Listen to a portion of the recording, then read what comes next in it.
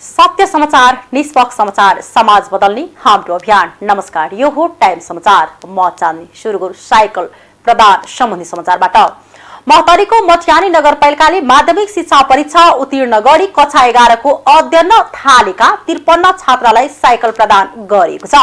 छोरी शिक्षालाई प्रवर्धन गर्ने उद्देश्यले मठियानी आरटीसी श्री राम माध्यमिक विद्यालयमा अध्ययनरत ती छात्रालाई साइकल प्रदान गरेको हो। विक्रम सम्वत 2076 सालदेखि नै नगरपालिकाले नगर क्षेत्रभित्रका विद्यालयमा कक्षा 11 मा नामाङ्कन गराएर अध्ययन गर्ने छात्रालाई साइकल प्रदान गर्दै आएको छ। मेयर हरिप्रसाद मण्डलले साइकल प्रदान गर्दै साइकलले छात्राहरूमा आत्मविश्वास बढाउने र पढाइमा उत्प्रेरित गर्ने बताए। उनले यो कार्य महिला सशक्तिकरणकै एक महत्त्वपूर्ण बाटो रहेको बताए। साइकल पाएपछि छात्राको विद्यालय उपस्थितिमा नियमित पढाएको विद्यालयका शिक्षक श्री मिश्रले बताए। मठियानी नगरपालिका भए पनि अधिकांश ग्रामीण परिवेशका बस्ती छन्। यहाँका विद्यालयमा पढ्ने छात्रा अधिकांश दलित जनजाति समुदायका गरिबी परिवारका छन्। स्रोत नखुलेको रकम सहित प्रहरीले 2 जनालाई पक्राउ गरेको छ।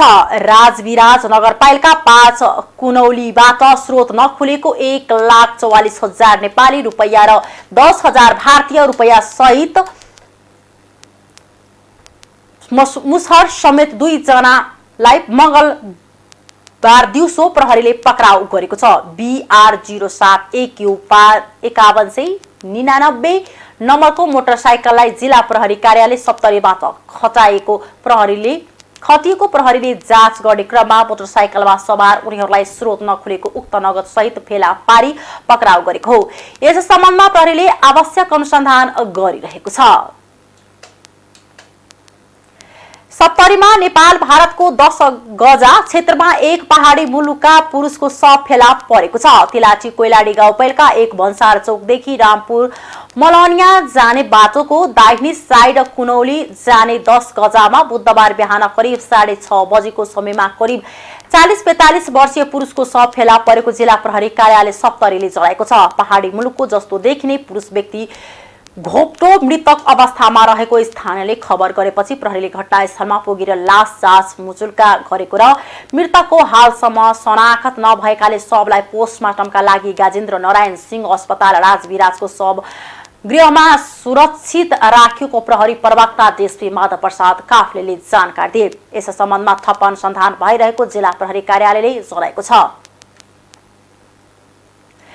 सप्तरीमा 85 भूमिहीनलाई लाल पूर्जा दिएको छ। भूमि व्यवस्था सहकारी तथा गरिबी निवारण मन्त्री शशि श्रेष्ठले सप्तरी जिल्लाको अग्नि सायर कृष्ण सावर गाउँपालिकामा 85 मठियानी भूमिहीन सुकुम्बासी परिवारलाई लाल पूर्जा वितरण गरेको हुन्। राष्ट्रिय भूमि आयोग जिल्ला समिति सप्तरीले अग्नि सायर कृष्ण सावर गाउँपालिकाको वडा नम्बर 4 मा आयोजना गरेको भूमिहीन सुकुम्बासीलाई लाल पूर्जा वितरण कार्यक्रममा मन्त्री श्रेष्ठले भूमिहीन सुकुम्बासी र भूमिहीन दलितको समस्या समाधानको कार्यलाई सरकारले प्राथमिकतामा राखेको बताइन्। उनले स्थानीय तरे उर्वर भूमिलाई आवश्यक क्षेत्रमा वर्गीकरण गरेको सुनिएको भन्दै आजलाई त्यो फाइदा भएको देखे पनि त्यसले दिगो रूपमा ठूलो असर पार्ने भएकाले त्यसो नगर्न र भूमिको उचित मूल्याङ्कन गरी कृषि योग्य भूमिको संरक्षण गर्न आग्रह समेत गरेकी छन्। यस आर्थिक वर्षभित्र 300 पालिकाका 5 लाख भूमिहीनलाई लाल पूर्जा वितरण गरिसक्ने गरी अगाडि बढेको मन्त्री श्रेष्ठले बताइन्। प्रधानमन्त्री शेरबहादुर देउवाले दिगो विकासका लक्ष्य पूरा गर्न 19 अर्ब डलर आवश्यक रहेको बताएका छन्। लगानी बोर्डको सस्टेनेबल इन्फ्रास्ट्रक्चर इन्भेस्टमेन्ट फोरमलाई सम्बोधन गर्दै देउवाले उक्त कुरा बताएका हुन्। सन् 2045 सम्म कार्बन उत्सर्जन शून्यमा जाने राष्ट्रिय नीति तथा योजना रहेको बताउँदै उनले दिगो विकासका लक्ष्य पूरा गर्न 19 अर्ब डलर आवश्यकता पर्ने बताए। सरकारले 15औं पञ्चवर्षीय योजनालाई प्राथमिकता दिएर पूर्वाधार विकासलाई प्राथमिकता दिएको छ। सरकारले राष्ट्रिय नीति बनाएर 2045 सम्म कार्यान्वयन उत्सर्जन शून्यमा जाने योजना बनाएको छ। योजना बनाएको छ। देउवाले भने कोभिड महामारीका कारण दिगो विकासका लक्ष्य पूरा गर्न 19 अर्ब डलर आवश्यक रहेको छ। देउवाले नेपाललाई सन् 2026 सम्म विकासोन्मुख राष्ट्रमा स्थिरोन्नति गर्ने बताए। बुधबार लगानी बोर्डको दिगो पूर्वाधार लगानी फोरमलाई सम्बोधन गर्दै प्रधानमन्त्री देउवाले पूर्वाधार विकास र आर्थिक स्थिरोन्नति गर्दै सन् 2026 सम्म विकासोन्मुख राष्ट्रमा स्थिरोन्नति गर्ने बताए। प्रधानमन्त्री देउवाले त्यसको लागि निजी क्षेत्र तथा वैदेशिक लगानीकर्ताको सहयोगको आवश्यकता रहेको ओल्याए। उनले मुलुकमा पूर्वाधार विकासमा निजी क्षेत्रको महत्त्वपूर्ण भूमिका रहेको भन्दै लगानी बढाउन आग्रह गरे। नेपालमा सार्वजनिक निजी साझेदारी मोडलमा ठूलो लगानी गर्न सक्ने अवस्था रहेको बताउँदै प्रधानमन्त्री देउवाले लगानी बोर्डले 33 वटा आयोजनाको लागि 9 अर्ब डलर बराबरको योजना स्वीकृति गरेको भन्दै जसमध्ये 20 वटा ठूला जलविद्युतीय परियोजना रहेको बताए। लगानी बोर्डले लगानीको क्षेत्रमा लगानी गर्ने लगानीकर्तालाई सहजता प्रदान गर्नेछ। देउवाले भने लगानी बोर्डले 33 वटा आयोजनाको लागि 9 अर्ब बराबरको डलरका आयोजना स्वीकृति गरेको छ, जसमा 20 वटा ठूला जलविद्युतीय परियोजना रहेका छन्। नेकपा माओवादी केन्द्रका अध्यक्ष एवं पूर्व प्रधानमन्त्री पुष्पकमल दाहालले संक्रमणकालीन न्यायको विषयलाई राजनीतिकरण गर्न नहुने बताउनु भएको छ। मंगलबार सिंहदरबारमा बसेको कानून न्याय तथा मानव अधिकार समितिको बैठकमा बोल्दै उहाँले यस्तो बताउनु भएको हो। अध्यक्ष दाहालले बेपत्ता पारेको व्यक्तिको छानबिन सत्य निरूपण तथा मेलमिलाप आयोग ऐन 2071 लाई संशोधन गर्ने बनेको विधेयकलाई सहमतिकै आधारमा अघि बढाउनु पर्ने बताउनु भयो। उहाँले संक्रमणकालीन न्यायको विषयमा राजनीतिक आग्रह पूर्वाग्रह हुनु नहुने बताउनु भयो। अध्यक्ष दाहालले संक्रमणकालीन न्यायको विषयमा राजनीतिक आग्रह पूर्वाग्रह आउनु भनेको देश र लोकतन्त्रको लागि राम्रो नहुने उल्लेख गर्नुभयो। उहाँले विधेयकमा केही शब्दका बारेमा विवाद राखिएको उल्लेख गर्दै त्यसमा जित वा हारतिर नगई सबैलाई मान्य हुने गरी अघि बढ्न आवश्यक रहेको बताउनुभयो। अध्यक्ष दाहालले भन्नुभयो, संक्रमणकालीन न्यायको विषय हामी सबैको चासो, सरकार र चिन्ताको विषय हो। राष्ट्रपति विद्यादेवी भण्डारीले विभिन्न विषयका 6 वटा विधेयक प्रमाणीकरण गर्नु भएको छ। बुधबार बसेको प्रतिनिधि सभा बैठकमा राष्ट्रपति कार्यालयले पठाएको पत्र पढेर सुनाउँदै सभामुख अग्निप्रसाद सापकोटाले राष्ट्रपति भण्डारीले खानेपानी तथा सरसफाई ऐन 2079 तथ्याङ्क सम्बन्धी कानूनलाई संशोधन र एकीकरण गर्न बनेको विधेयक, स्ट्यान्डर्ड नाप र तौल ऐन 2025 लाई संशोधन गर्न बनेको विधेयक, प्रत्ययन सम्बन्धमा व्यवस्था गर्न बनेको विधेयक, सार्वजनिक पद धारण गर्ने व्यक्तिको शपथ व्यवस्था गर्न बनेको विधेयक र योगमाया आयुर्वेद विश्वविद्यालयको सम्बन्धमा व्यवस्था गर्न बनेको विधेयक प्रमाणीकरण गर्नु भएको बताउनु भएको हो। संघीय संसदको दुवै सदनबाट पारित भई राष्ट्रपति भण्डारी समक्ष पठाएका ती विधेयकहरू नेपालको संविधानको धारा 113 को उपधारा 2 बमोजिम प्रमाणीकरण गरेको राष्ट्रपति कार्यालयले पठाएको पत्रमा उल्लेख गरेको पनि सभामुख सापकोटाले बताउनुभयो। मुख्य प्रतिपक्ष दल नेकपा एमालेका सांसद खगराज अधिकारीले सरकारले आफ्ना पार्टीका सांसदहरू निर्वाचित भएको क्षेत्रमा विकास निर्माणका लागि विनियोजित बजेट पनि निकासा नदिएको आरोप लगाएका छन्। बुधबार प्रतिनिधि सभा बैठकमा विशेष समय लिएर बोल्दै उनले प्रतिपक्ष दलमाथि प्रतिशोध सोध्ने गरी बजेट निकासा दिने काम किन नगरेको भन्दै त्यसको जवाब तत्काल दिन सरकारसँग माग गरेका हुन्। उनले गुठियारहरूको समस्या समाधान गर्न सरकार उदासीन रहेको भन्दै आक्रोश समेत व्यक्त गरे। केपी ओली नेतृत्वको अघिल्लो सरकारले ल्याएको सो सम्बन्धी विधेयकको विरोध गर्नेहरू अहिले सरकारमा रहेको उल्लेख गर्दै सांसद अधिकारीले ती समस्या समाधान गर्न सरकारलाई दबाव समेत दिए। ओली नेतृत्वको अघिल्लो सरकारले गुठी समस्या समाधानका लागि ल्याएको सो विधेयक गम्भीरतापूर्वक छलफल गरी गुटियारीहरूको समस्या तत्काल समाधान गर्न पनि सरकारलाई सचेत गराए। सांसद महेश बस्नेतले केही जनप्रतिनिधिहरूले साइबर क्राइमलाई आकर्षित हुने गरेर सामाजिक सञ्जाललाई दुरुपयोग गरेको आरोप लगाउनुभयो। बुधबार प्रतिनिधि सभा बैठकको शून्य समयमा बोल्दै सांसद बस्नेतले यस्तो बताउनु भएको हो। उहाँले अहिलेको राजनीतिक व्यवस्थालाई बिथोल्ने नेता र कार्यकर्ताको बदनाम गराउने अन्तर्राष्ट्रिय तत्त्वहरू रहेको दावी गर्नुभयो। उहाँले सूचना प्रविधि ऐनलाई व्यवस्थित गर्दै त्यस्तो कार्य गर्नेलाई कानुनी कारबाही गर्ने आग्रह गर्नुभयो। सांसद बस्नेतले काठमाडौँ महानगरले मापदण्ड मिचेको भन्दै भत्काएका संरचनाहरूको उचित समय र क्षतिपूर्ति दिनुपर्ने माग राख्नुभयो। उहाँले डेङ्गी रोग नियन्त्रण गर्न सरकारले उचित ध्यान दिनुपर्ने बताउनुभयो। उहाँले नागरिकता विधेयक अब वर्तमान संसदको अवधि सरिएको अर्को संसदमा छलफल गर्नुपर्ने बताउनुभयो। आर्थिक समाचार।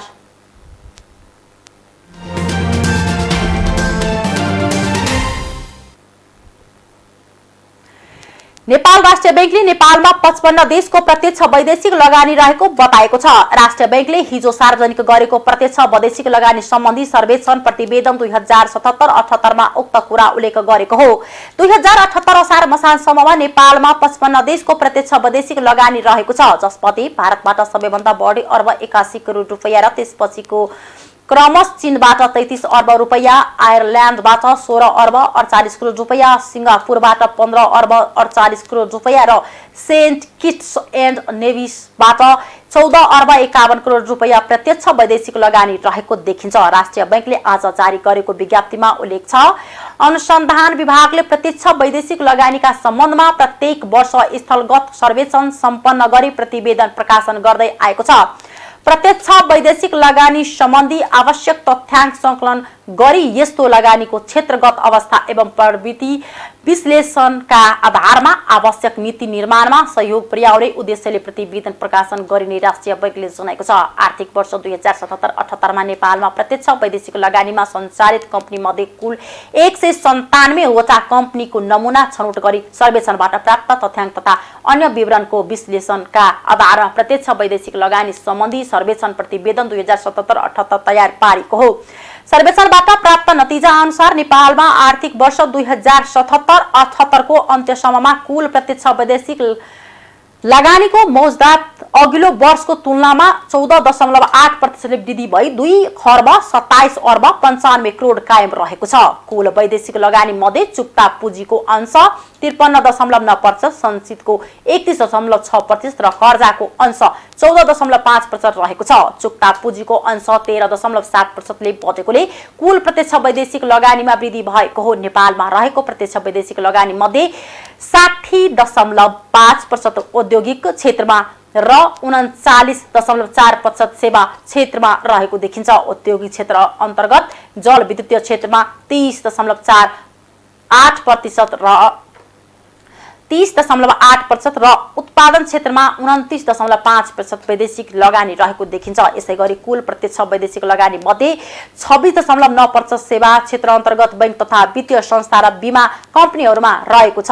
समीक्षा वर्षमा वैदेशिक लगानीमा सञ्चालित उत्पादनमूलक कम्पनीको क्षमता उपयोग 64.9% रहेको पाएको छ भने नाफाको दर करिब 14.7% रहेको पाएको छ। अन्तर्राष्ट्रिय समाचार।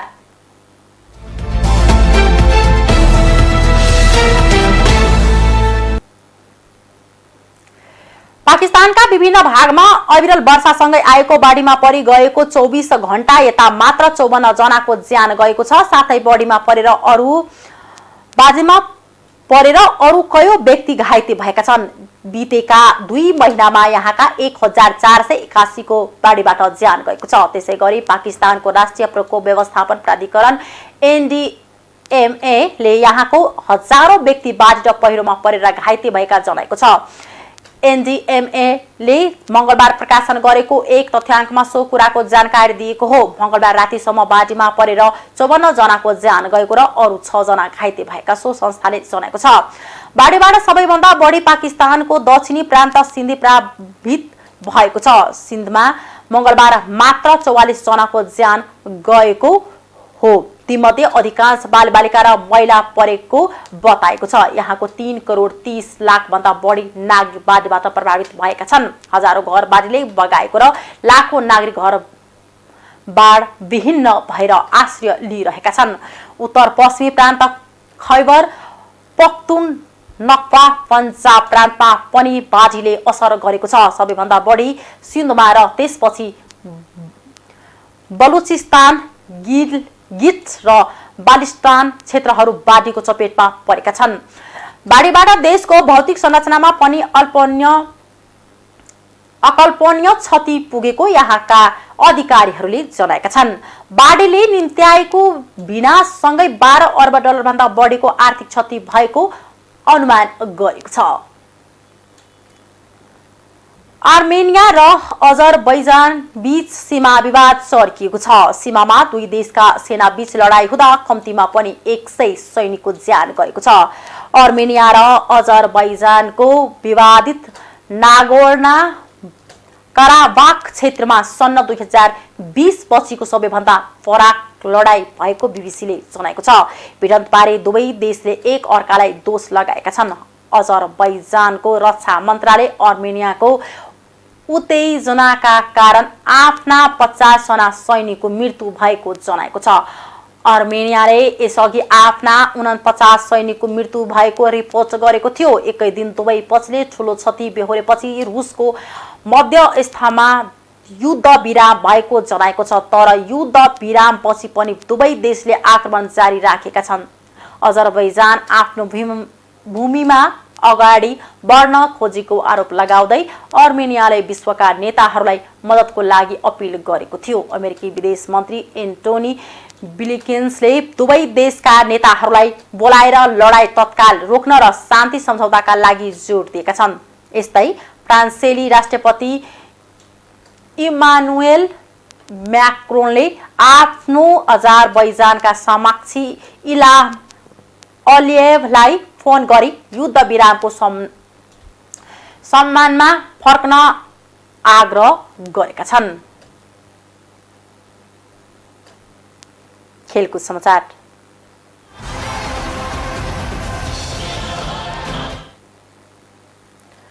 सत्र वर्ष मुनिको स्याफ च्याम्पियनसिपको उपाधिका लागि आज नेपाल र भारत खेल्दैछन्। खेल श्रीलङ्काको रेस कोर्स मैदानमा आज बेलुका 8:15 बजे सुरु हुनेछ। प्रतियोगिताको पहिलो सेमिफाइनलमा भारतले बंगलादेशलाई 2-1 ले हराएको थियो। दोस्रो सेमिफाइनलमा नेपालले आयोजक श्रीलङ्कालाई 6-0 ले हराएर भारतसँगको भेट पक्का गरेको हो। प्रतियोगितामा नेपाल अपराजित रहँदै फाइनल पुगेका हो। भारतले भने समूह चरणमा नेपालसँग 3-1 गोलले हारेको थियो। त्यस्तै समूह चरणको आफ्नो पहिलो खेलमा नेपालले भुटानलाई हराएको थियो। 17 वर्ष मुनिको नेपाली टोलीको मुख्य प्रशिक्षक उर्जन श्रेष्ठले भारतसँगको फाइनल खेल कठिन हुने तर उत्कृष्ट खेल्ने बताएका छन्। 20 वर्ष मुनिको एसियन कप छनौटमा नेपालले आज घरेलु टोली बहराइनसँग खेल्दैछ। नेपालले आज तेस्रो खेल खेल्ने लागेको। नेपाल र बहराइन बीचको खेल शेख अली बिन मोहम्मद अल खलिफा मैदानमा राति 12:15 बजे सुरु हुनेछ। नेपालले यसअघि भुटान र कुवेतसँग हारेको थियो। पहिलो खेलमा नेपाल भुटानसँग 2-0 र दोस्रो खेलमा कतारसँग 3-1 गोलले पराजित भएको थियो। छनौटको समूह बी मा रहेको नेपाल अङ्कविहीन छ। नेपालले आउँदो आइतबार बंगलादेशसँग खेल्नेछ। हस्, अहिलेको लागि टाइम समाचार यति नै। हेर्दै गर्नुहोला टाइम्स टेलिभिजन। नमस्कार।